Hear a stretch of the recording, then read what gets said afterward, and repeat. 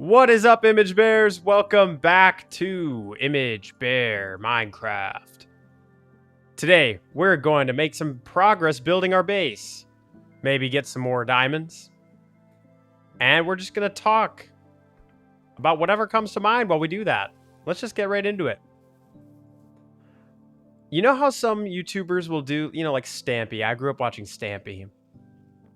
And he would add someone to his love garden, Or Ryan Trahan, he has a chicken for every subscriber. Drop down in the comments how I should keep track of subscribers, because we hit 50 subscribers today. Quite the milestone. Thank you so much for subscribing. Thank you for supporting the channel. It is such a blessing, you guys. And I'm so thankful to be able to make these videos. Drop down in the comments. Should I get a diamond for every subscriber? Should I get a cow for every subscriber? Should I get a panda bear for every subscriber? The image bears? Because pandas are the only bear in Minecraft. There should be grizzly bears in Minecraft, I think. Minecraft music is on peak today. But I think if we're going to start building a house, I know for a fact I'm going to need deep slate. So, I think we should start like our diamond strip mine. So, in my mind, that means... let's think here. What's the best way to go about this? We're probably going to grab some kelp. There's a lot over there. We're going to get some magma blocks and soul sand in the nether real quick. Yeah. I think we'll pop into the nether to start this video off. But there's a lot on the horizons, guys, for this world. I really want to get our base going. The foundations of the base. But I know I want a lot of deep slate for this build, like deep slate bricks. So we should probably start gathering deep slate. And I think 2 birds, 1 stone, getting diamonds and strip mining. Pretty good gig. So we're going to just try to find some magma blocks and soul sand. Hopefully that's quick. I am going in here without gold. We'll see if I live to regret that. Foreshadowing? Insane foreshadowing?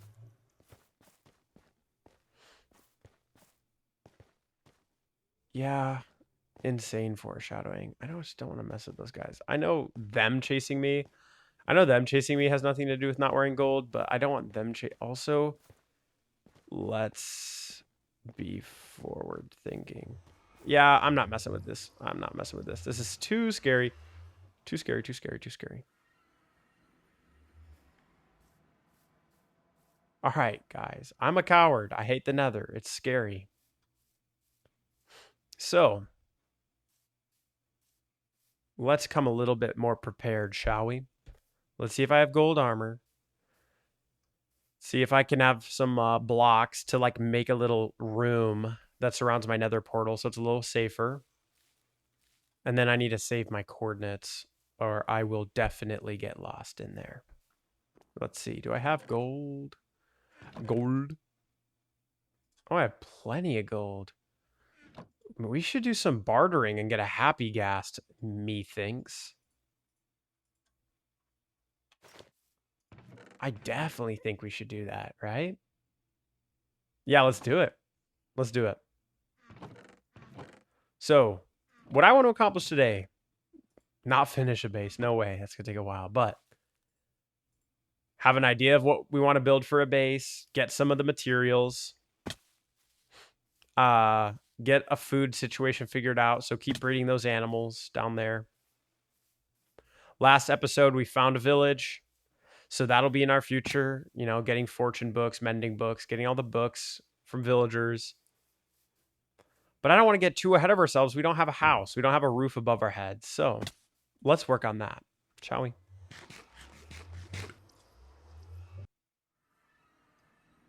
And I know this is going to be an abomination. I'm sorry, guys. Can't always be pretty. Sometimes it's just about being effective.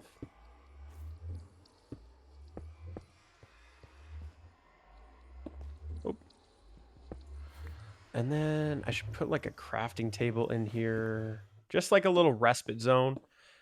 Not a bed though. Y'all, I know Minecraft mechanics. You're not going to be able to prank me with bed bombing myself. But guys, it was a good day today. I posted a video that I really was proud of. That last video I really enjoyed. And then posted a YouTube short earlier today. It got like 1,000 views. That was really exciting. Just a great day. So, I want to make some Minecraft progress. And our topic of discussion for the day will come to us. I don't exactly remember what I'm doing. Oh, yes, now I remember. Also, I need to remember to turn the map off. I don't know if it bothers you guys, it being up there in the corner. I will make a habit of remembering to turn it off.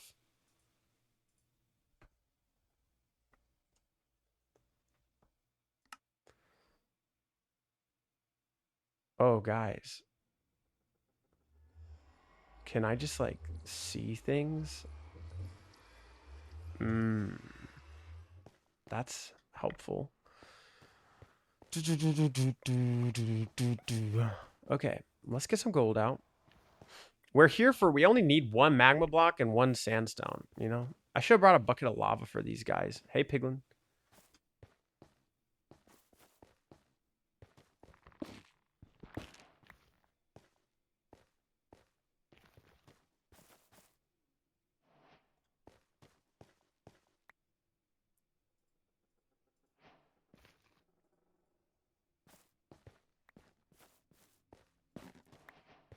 I'm pretty sure these are the mushrooms that scare them away, so should be safe.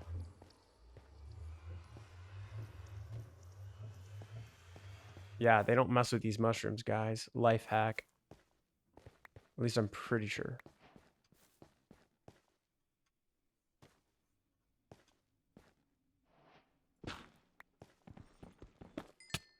Whoa, you do a lot of damage. You do a lot of damage. Yeah, bruh. Should have brought a lava bucket. Can you fit through this? I hope not. I'm gonna make a door. Okay. Yeah, you won't mess with me because of that fungus. Because of that fungus. Are there more of those funguses? Oh my gosh. We're getting a bucket of lava. Sorry we're all over the place. We don't really have a plan, no rhyme or reason. We're just doing things.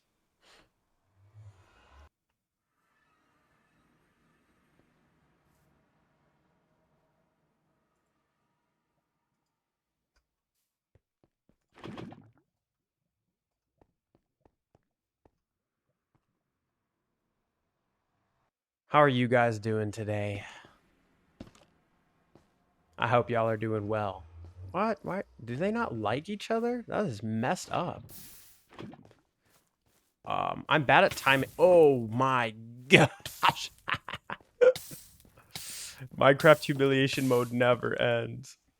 Minecraft humiliation mode never ends.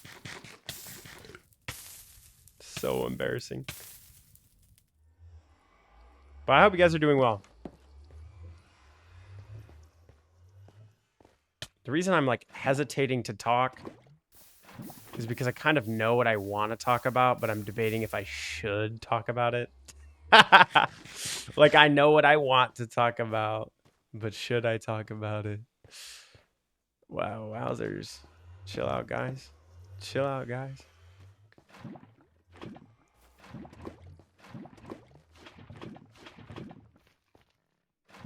So, oh my gosh. What I want to talk about that I'm hesitant to talk about is last episode we talked quite a bit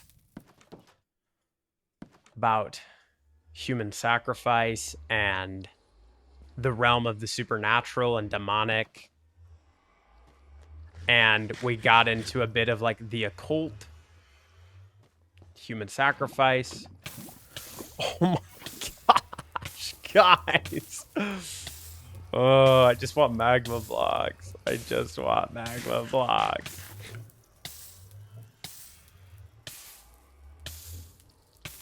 We got into the occult. And, you know, the powers that be that rule our world. Oh my gosh. I'm leaving the nether. I rage quit. Rage quit. I'm over this. I'm so over this.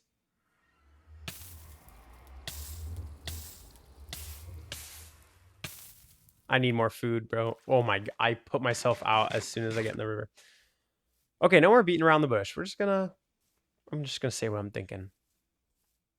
I'm very frustrated and feel betrayed, I should say, by our country. As somebody who loves America, as somebody who loves to be an American, I'm a proud American. It's just very sad to see what's happening to our country because our country is actually not a sovereign nation. A lot of people are having their eyes open to that our country is no longer a sovereign nation. That we're controlled by a global network of oligarchs, you know, this like Zionist billionaire class that has access in politics and media and Hollywood and just this crazy network. And all of them are connected to this crazy pedophilia ring. And everybody knows it. And they know that we know it. Yeah, it's still just like it's going on, you know. So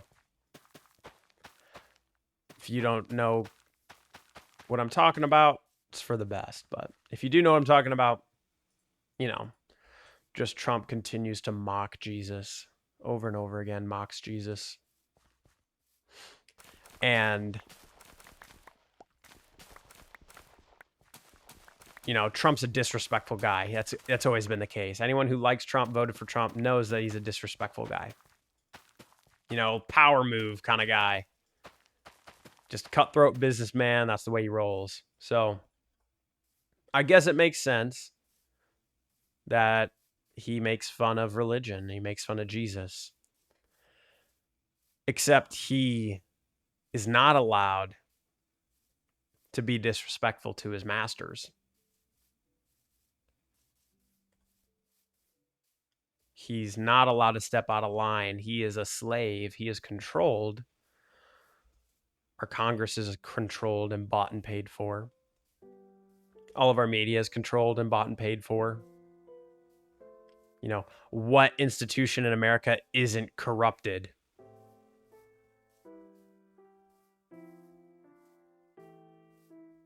We are we are totally and completely controlled and occupied by foreign lobbies and foreign global interests.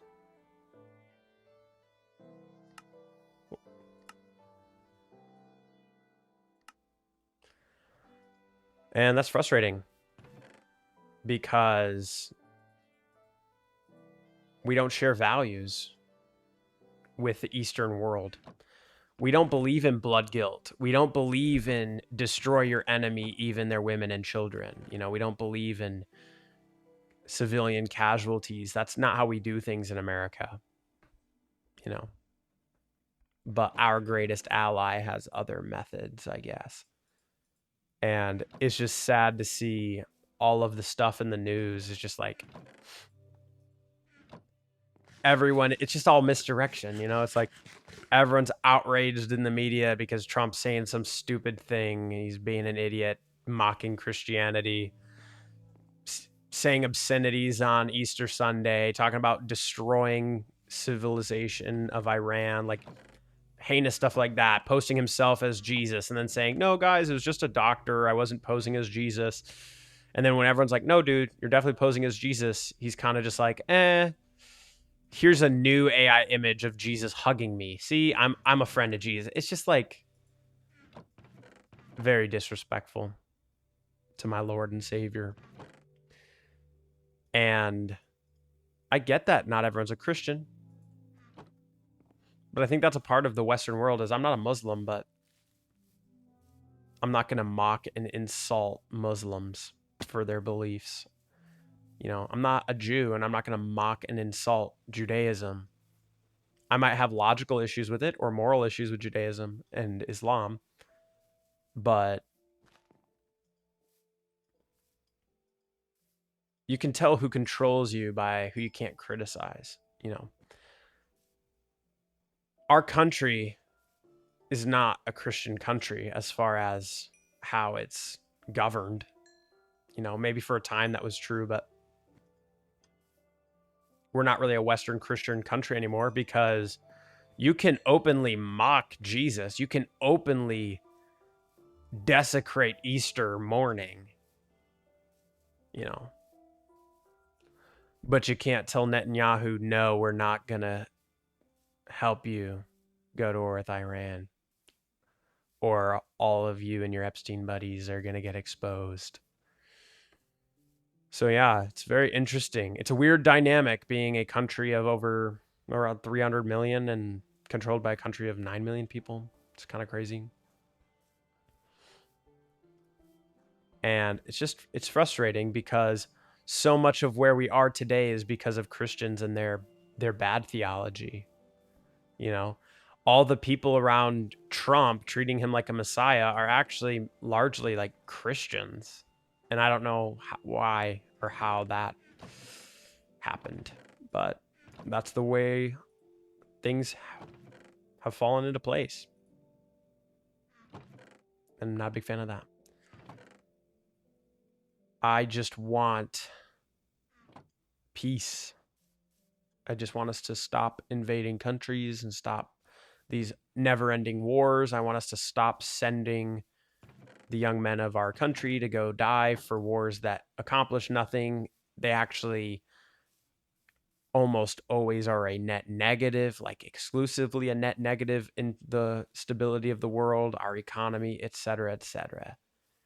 It's just, I think everyone except the politicians and the billionaire class is against this type of stuff. You know, who likes death, who likes war? It's just all these people animated by demons. Just the way like Lindsey Graham, you know, like the way Lindsey Graham talks about dropping bombs on Palestinians. It's like, what the heck, dude? These people are like salivating thinking about going to war with Iran. It's like their dream come true. It's like, man, how did you get in charge? So that's just been definitely in the back of my mind a lot lately. Is just like, what is America? What are our values as a nation? We don't really have universal national values anymore. That's dangerous. We really don't. And it's sad to see the degradation of our core moral principles, the degradation of our beauty. You know, our buildings are ugly and cheap and just like, our country looks like it's on its last legs. You know, it looks like we're on the decline of an empire.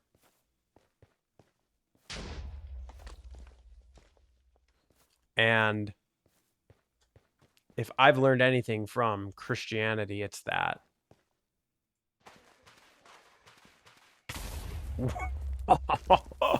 I don't know how I lived that. If I've learned anything from Christianity and history, it's just every empire falls, every monument crumbles, and the Lord's empire, the kingdom of God, is eternal. You know, that's what the whole book of Daniel's about. That's what the whole book of Daniel's about, is that empires take over empires. There's wars after wars after wars. And all of it is fruitless and accomplishes nothing in the eyes of man. It's a never-ending cycle, but behind it all, happy ghast. Behind it all, God is orchestrating. Oh my gosh, this is so treacherous. Oh, 2 ghasts. Bro, what?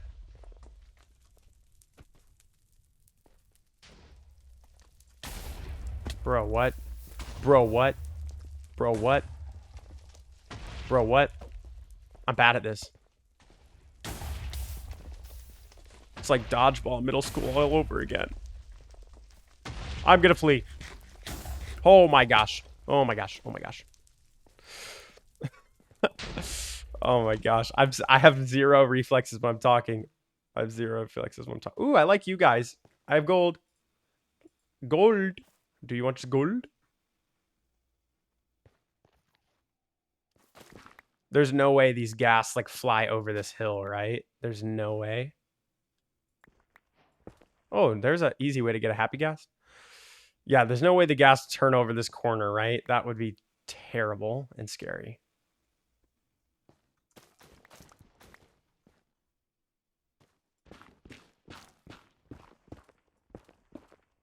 But back to what I was saying about Daniel.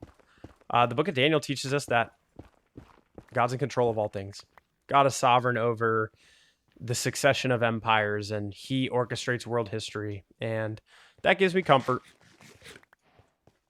I want our nation to... Oh my gosh, foreshadowing. Insane foreshadowing. You jerk. Leave me alone. Die. I'm so bad at this. Die. I don't have a bow. I really need a bow. I have no good reason not to have a bow.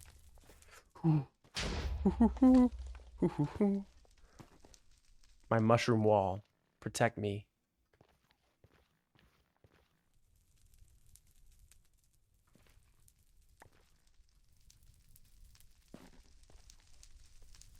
Anyways, if I can get a single point out without fearing for my life.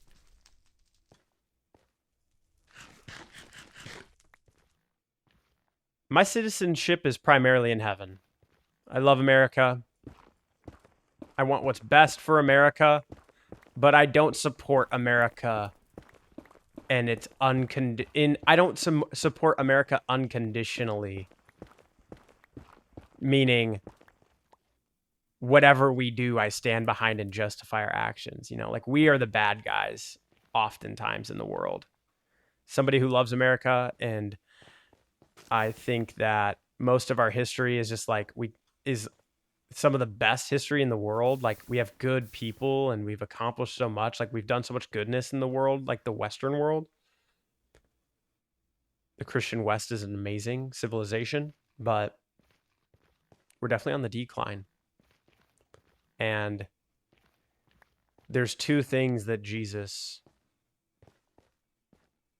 really warned against, and that's, you know, violence and greed. He hates violence and greed, and that's what the Pharisees embodied, was violence and greed, and that's what America embodies, because we have the same heart that the Pharisees had, you know, the same spirit, the same ancient enemy that the Pharisees belonged to is the ancient enemy we face today.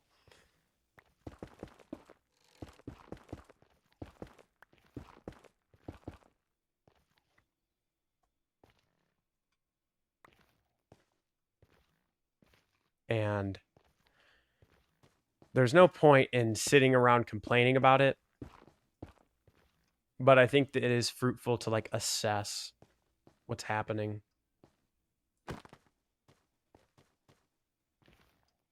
And to like, as Christians, be unified that we can't support war, we can't support death and violence. We just can't. I'm super glad we got a happy ghast. That is huge. Happy ghast is great progress because that will make bringing villagers over really easy. If you guys don't know about the happy ghast, you can put a happy ghast in. You can attach boats to leads to happy ghasts and carry villagers and mobs over long distances. And that's super convenient.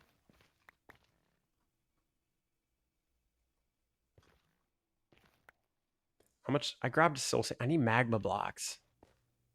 Wait, no, I don't. What am I thinking? Nobody ever, like, goes down a bubble elevator. I'm just going to jump down to the bottom of the mine. I only need soul sand to get up it, I think.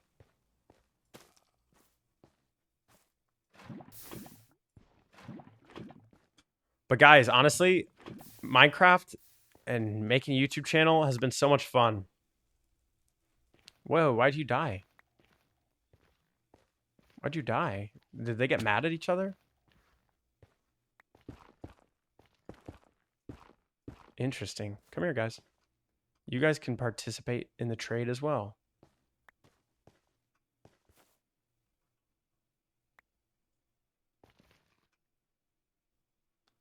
Come on. Man, they're so dumb. Their greed consumes them. But Minecraft's so much fun. Like, I'm a student, and I wish I didn't have to do classes and I could just make YouTube videos and make Bible study videos, and I could spend time editing them and making them really nice. But that's okay. There's a beautiful balance. Right now, it's just a hobby. I don't think I'm anywhere near close, like, monetization. I think you need to have 1,000 subscribers to be monetized on YouTube. So like and subscribe, and I can do this full time. I'm just kidding, guys. I don't. That'd be dope. You know, like, if I'm being honest, I tell my fiance all the time, I'm like, if money weren't a thing and I could just do whatever I wanted, if I could make a living off of just talking, I would do that in a heartbeat. I would love to just, like, make a living off of, like, oh, I just killed you. That's horrific. And all the gold. Yikes. Oh, vengeance. Yes. Good job, guys. I agree. That guy sucked. I got a happy ghast. I wanted to get some ender pearls. Ender pearl. But happy ghast is good. That's kind of, I think that's what we came here for. No, we came here for soul sand. We got soul sand. We got a happy ghast. That's good stuff. We're going to head back because I hate the nether. But yeah, like I was saying, if I could, like, for a living, do a talk show, a podcast, interview people, you know, like, if I could do that stuff for a living, that would be amazing. You know, that would be like the dream. But who knows? Who knows what the future holds? It'd be super sick.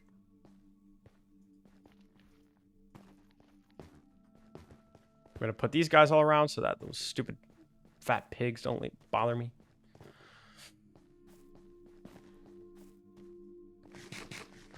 But yeah, now I'm kind of just like, I didn't even talk about anything in detail, and I'm already exhausted of just thinking about America and politics and corruption and that our nation's occupied. So, change the subject, shall we? Shall we change the subject?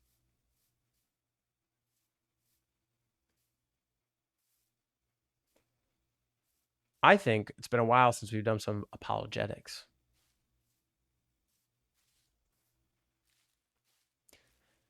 And I'm going to talk about my good old friend, DNA. Why is the existence of DNA an argument for God's existence?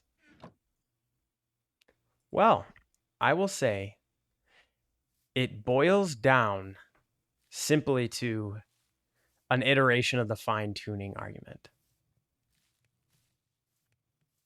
Right? And the fine-tuning argument is essentially,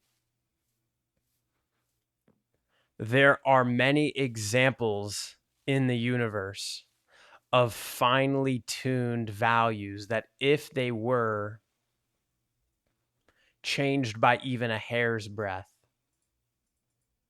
the universe would, like, cease to exist, or this aspect of the universe would fail to exist, you know. And we could talk about tons of, like, physics and cosmology type stuff. But that's out of my, that's outside of my realm. I'm a biomedical guy. I like biology. I get way more geeked out about life, how like life, the signature of God is in cells. And there's actually a book called Signature in the Cell by Stephen Meyer. And he talks a lot about DNA and intelligent design. And so a lot of what I'm going to say, if you're interested in those topics, like there's a lot of stuff on YouTube out there.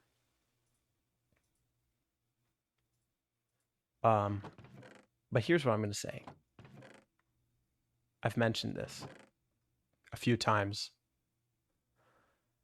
I have no problem with you if you believe the universe is very old.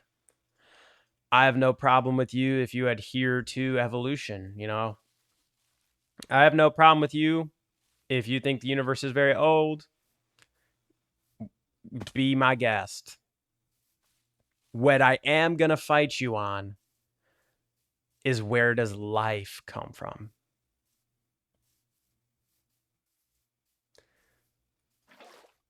Because we talked about everything that begins to exist has a cause, and the universe began to exist, therefore the universe has a cause. And that argument can be extended to life, because like the first postulate, the most fundamental truth of cellular biology, of biology in general, is that cells only come about by pre-existing cells, meaning cells divide. Cells reproduce because there is a cell there to produce another cell.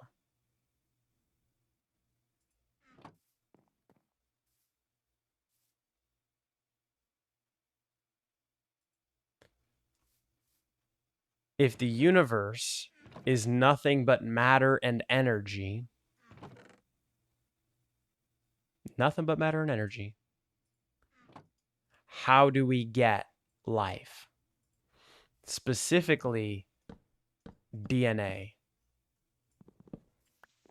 Because we can talk about, there are 4 macromolecules of life. Macromolecules, macronutrients, call them what you want to call them. But there's 4 of them. There's protein, there's fats, there's carbohydrates, there's nucleic acids. And DNA, deoxyribonucleic acid, the double helix, and then there's RNA, which is just ribonucleic acid. Those are the coding of every living thing on this planet. Everything that is alive is coded in the language of DNA.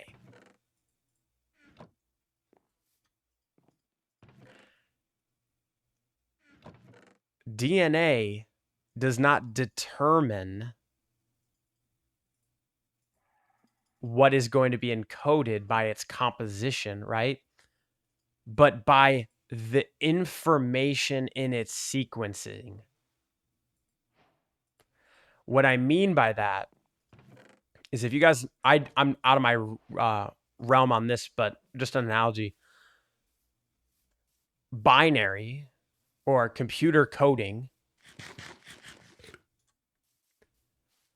is there any composition?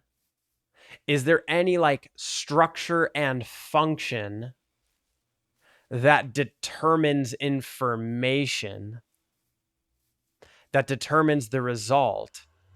Or is the sequence of the characters what bears information?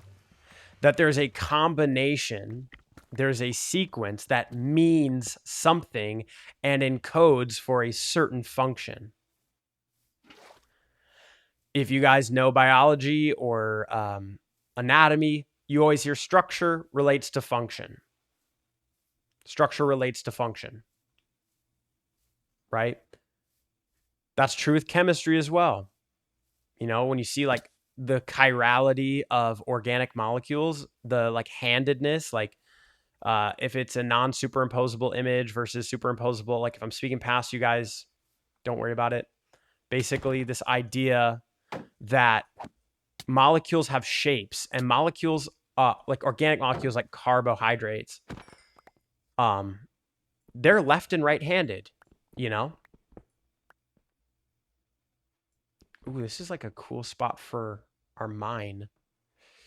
But yeah, let's just send it. Oh, wait, we need kelp. We would have been trapped. Would have been trapped. Molecules, organic molecules, some of them are like right and left-handed, and that would determine what they do, you know? Or the structure of a functional group on a molecule will determine how it behaves, right? Does it have an alcohol group or a ketone group or a carboxylic acid? And the structure of that molecule determines its function. Structure relates to function. DNA structure is highly compact, and its structure is to hold information, because it's not the composition of DNA. It's not, oh, since DNA is made of these molecules do this job, right? Like an enzyme. The enzyme lactase breaks down lactose. That molecule does a function. That's what it's like wired to do. But even when I say an enzyme is wired to do something, that's purely governed by physics. You know, biology is governed by physics too. But I mean only the law of physics, only strong and weak nuclear forces. It's going to bind to the substrate that fits it, right? Whereas life finds a way. Life mutates, it adapts, it changes, it's dynamic. Whereas chemicals, you know, they don't always behave, you know, like that's the whole meme in chemistry is you're going to learn a bunch of laws and all the exceptions to the laws. But the underlining theory of chemistry is pretty set in stone because they behave predictably, because chemicals are not goal-oriented. Chemicals are not goal-oriented. They're just governed by attraction, positivity and negativity. They're governed by the exchange of electrons. Are we going to give electrons? Are we going to donate them? Are we going to receive them? Are we going to share them? That's fundamentally what governs chemistry. It's not that, oh, these nitrogenous bases, these components of DNA, they build cells. No, they are like an alphabet. They are representation of an information, but only in a sequence. Because if you have a false sequence, it's not going to encode what is needed to be created. If you just take the base on its own, it doesn't accomplish. How do we do this? We're going to figure it out. DNA, the bases of DNA, they don't do something. I guess. Like, I'm trying to speak in a language that non-bio people understand.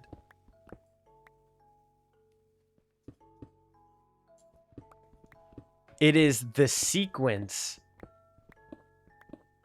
of these bases, you know, ATGC, and sometimes it's uracil, and, you know, whatever. Sometimes it's U. But the letter T doesn't mean anything on its own. It's a symbol. You know? The letter A doesn't mean anything. A bunch of letters randomly assorted don't mean anything, But there is meaning in a certain way you organize language, right?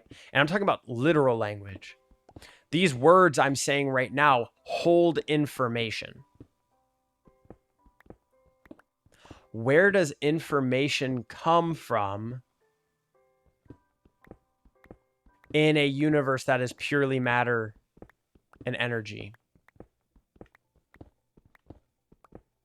Where does information come from? Whoa, is this? No, this can't be the same one from under our other house, like our village. This can't possibly be. I will take the torches, though, because there's probably googlies around. Like that guy right there. I'm going to get lost. I'm going to lose my tunnel.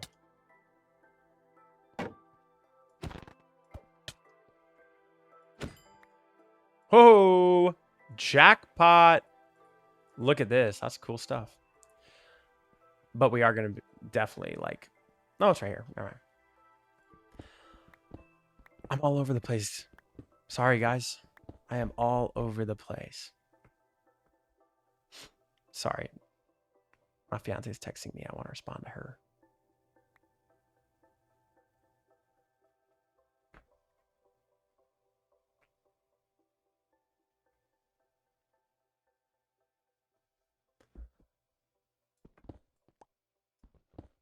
We're going to talk about DNA, and we're going to wrap it up. We got some diamonds. We've reached deep slate. We've got happy gas cooking. I wanted to lay the framework of the house. Probably not going to get to that today. Yeah. So let's just talk about DNA and start our mine shaft, shall we? If everything I've been saying makes no sense, let me summarize it here in a single point. I'm going to put this timestamp in the description.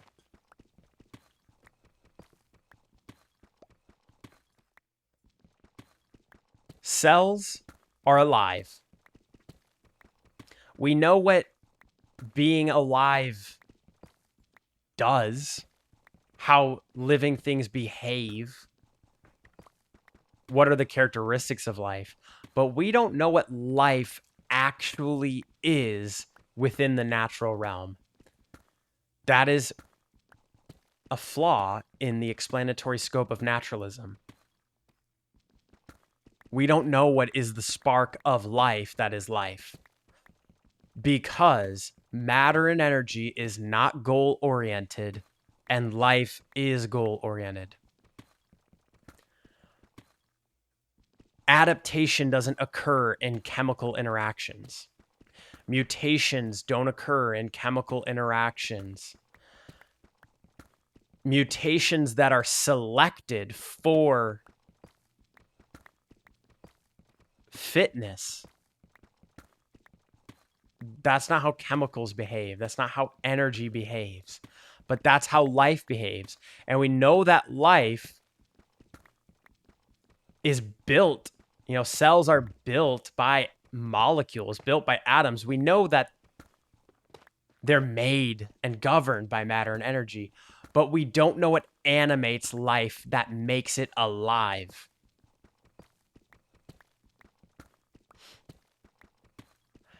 And back to what I was saying with you guys can hold, I don't know is it just as close to bedrock as possible is the best for diamonds?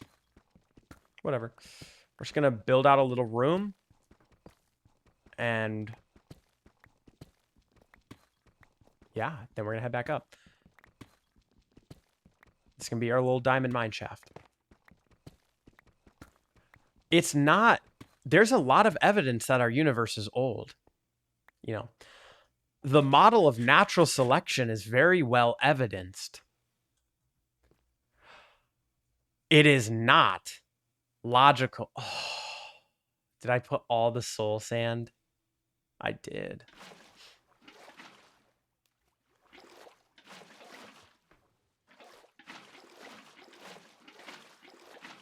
This is going to be annoying to talk and do this because I'm so uncoordinated. But basically, there's a lot of good evidence for natural selection. A lot of good reasons to believe in, that model of Darwinian evolution.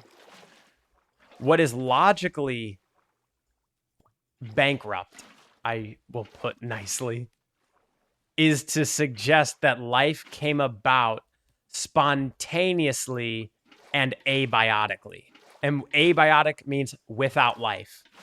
And the reason that's foolish is because the fundamental basis and principle of cellular biology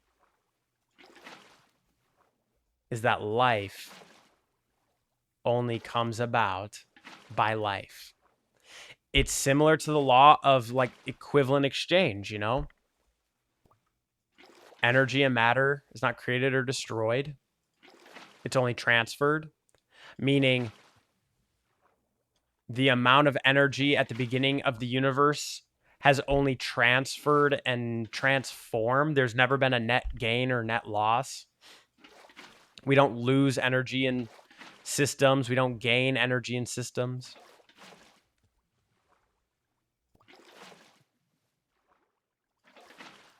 And same is true with cells and life. And the governing mechanism of life is DNA.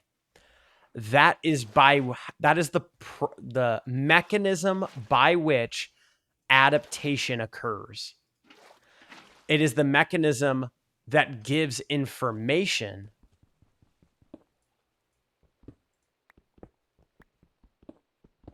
to creating and encoding for life.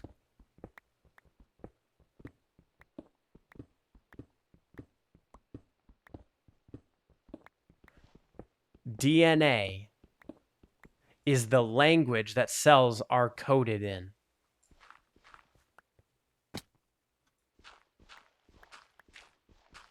DNA is something that does not come about by spontaneous process. And if you demonstrate that DNA could come about spontaneously, unprompted, uncaused, that doesn't have anything to say about the other three required macromolecules. Carbohydrates are the hardest molecules to make from quote unquote scratch in a lab because of their chirality, their homochiral centers.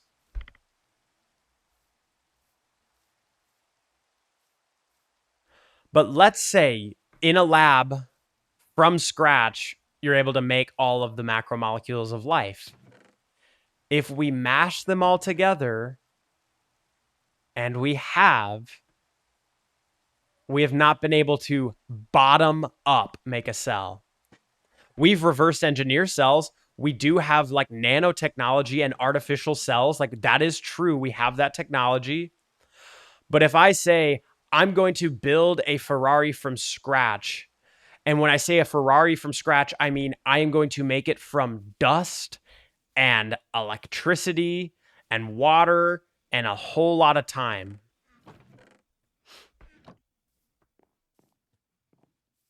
And then you guys find out that I just took apart my dad's Ferrari. My dad does not have a Ferrari. He does not. I just picked that as an example. I bet he wishes he had a Ferrari, but if you guys found out I borrowed my dad's Ferrari, took it apart, and then rebuilt it and said, see, I've built a Ferrari from scratch, you're like, actually, that's not really building it from scratch. I almost made the same mistake. I need all this kelp.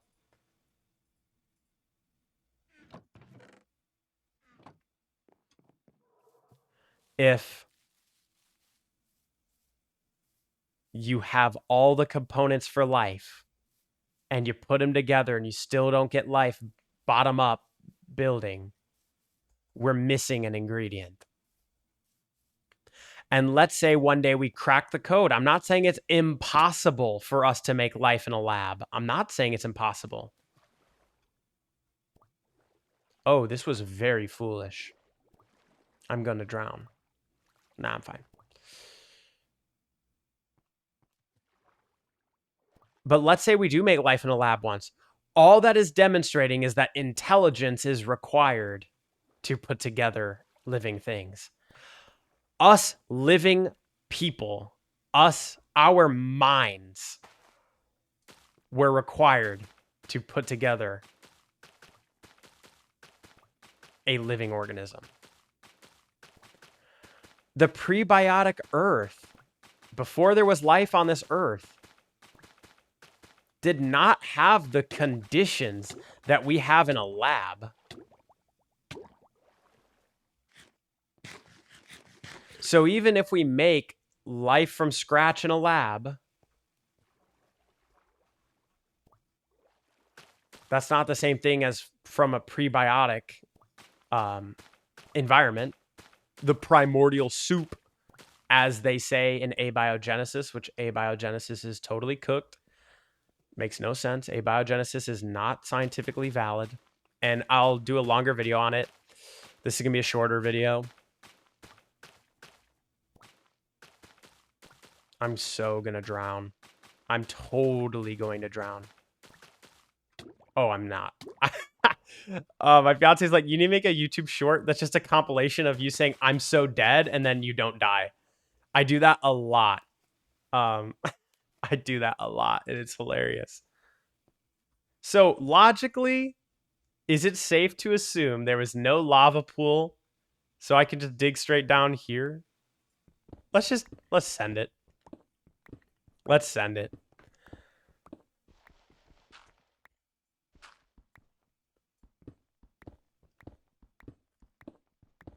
Intelligence was required for information to be in this earth. Information requires an informer. You only acquire information by receiving information. Where does information come from? Where does truth come from? Where does objectivity come from? Where does logic, where do these things that are immaterial come from? They're not purely matter, not purely energy, but they are real. They're intangible, but they're real. Where do they come from? And we can't say that they're invented or that they came out of biological determinism, because we know that life is determined by information. The only reason any living thing is alive is because DNA coded for its structures and their functions. It wasn't a matter of the structure of DNA determined its function. No, the sequence of DNA determines the structure and function of organisms. And not only does DNA, the mechanism of DNA is not simply a code. There's also DNA transcriptase. There's polymerase. Look at all these enzymes involved in DNA. I made another mistake, guys. Oops. Hopefully I can fix it by doing this. Yeah, perfect. So, in theory,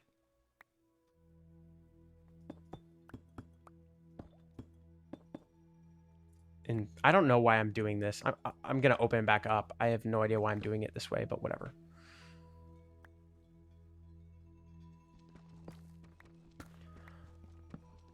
DNA not only provides the code, but the mechanism of the DNA complex, it is able to read and interpret and transcribe and act upon the information provided.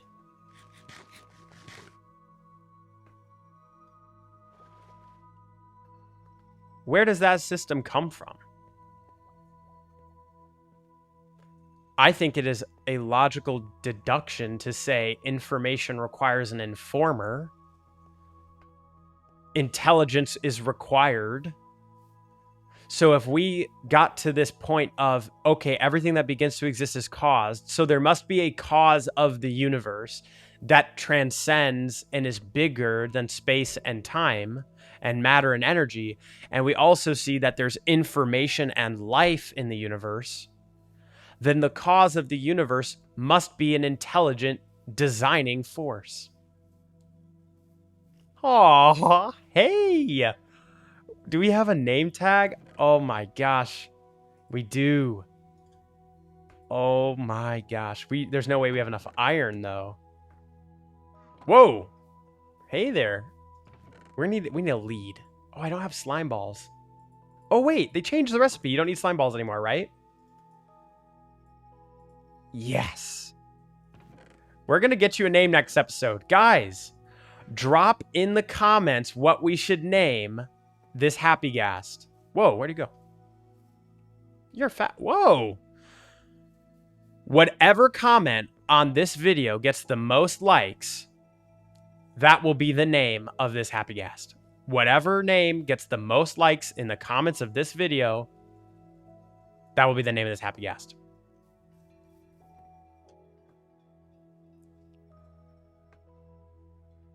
I look at this world and I see God's design in it. That's my point. My point is that I see God's design in this universe. I see his design in cells. I see it in everything. And I hope you see God's design in creation too. I hope you guys have a blessed day.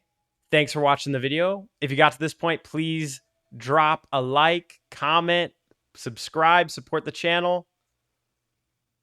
Signing out for now, boys. Ciao.